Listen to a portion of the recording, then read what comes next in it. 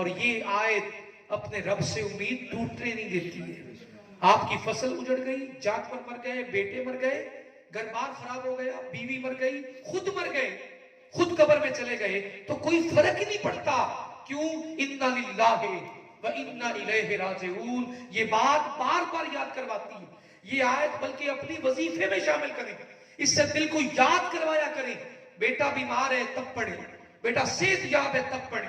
اپنے دل کو بے یقینہ مت ہونے دے، یہ شیطان کو راستہ دیتا ہے دل کے پاس آ کر ایمان کے اندر رکھنا ڈالنے کا۔ دیکھنا تو اتنی نمازیں پڑھتا ہے، پھر تیرے بچے کیوں بیمار ہے؟ تو اتنے روزے رکھتا ہے، تیرا مال کیوں مر رہا ہے؟ تو اتنی زکوٰۃ دیتا ہے، تیری فصل کیوں اجڑ گئی؟ تو اتنا بڑا متقی ہے، تیری اوپر عذاب کیوں آئے؟ تو جواب سارے وسوسوں کا بس اتنا سا ہے، اِنَّا لِلَّهِ، میرا ہے کب؟ بے شک بے شک میرا ہے کب؟ اجڑا ہے تو میرا نہیں گیا، مرا ہے تو میرا کب گیا؟ اِنَّا لِلَّهِ، بے شک سب اللہ کا ہی تو ہے، بے شک سب اللہ کے لیے ہی تو ہے۔ وَإِنَّا إِلَيْهِ رَاجِعُونَ۔ میں اپنی مرضی سے نہیں آیا، میرے ماں باپ اپنی مرضی سے نہیں آئے، میری اولاد اپنی مرضی سے نہیں آئی۔